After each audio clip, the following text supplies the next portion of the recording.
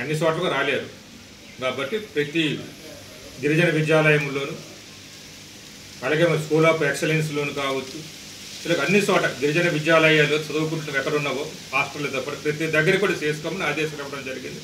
ఆ విధంగా రాష్ట్రమంతా ఘనంగా మన 2023లో అయితే పండుగ చేయడం జరిగింది.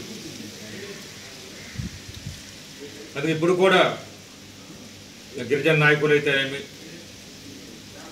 గిరిజనేతులైన ప్రజాప్రతినిధులు అయితేనేమి మేము కూడా చేసుకుంటున్నాం, రమ్మని నన్ను పిలుస్తున్నారు.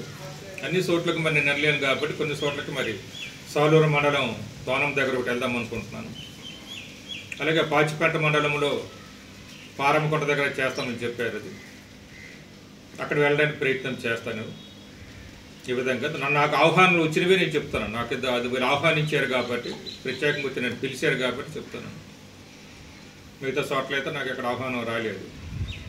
గతంలో మనం రాజకీయాలు కానీ పార్టీలు కానీ చూడకుండా అందరినీ పిలిచాం.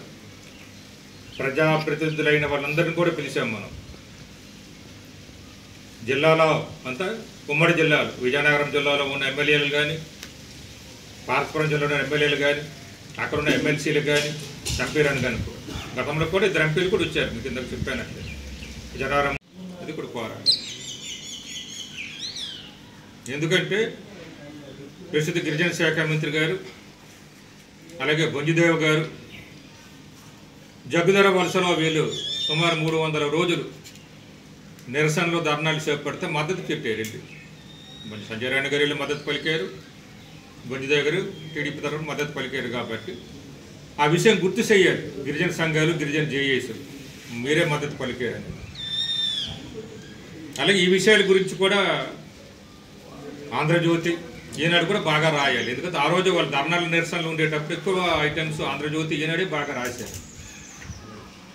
దగ్గర 300 రోజులు చేశారు మా గిరిజనులు, గిరిజన సంఘాలు. వాళ్ళకి మద్దతుగా ఒరిస్సా నుంచి కూడా వచ్చారు, మా గిరిజన సంఘాలకు మద్దతుగా ఛత్తీస్గఢ్ నుంచి కూడా గిరిజన నాయకులు వచ్చారు, తెలంగాణ నుంచి కూడా వచ్చారు. కాబట్టి షెడ్యూల్ గ్రామాల గురించి కూడా చేయవలసిన బాధ్యత వారి మీద ఉంది. అలాగే గతంలో గిరిజనులకి 3 సెంట్లు ఇల్లు ఇచ్చి ఇల్లు కట్టేసిస్తామని చెప్పారు 2014లో.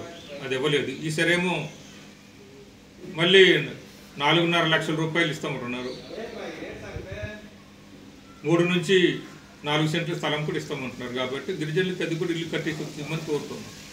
గిరిజన సంఘాలు అడగాలి, ఎక్కడెక్కడైతే మీరు చేస్తున్నారో అక్కడ వాళ్ళు అడగాలి.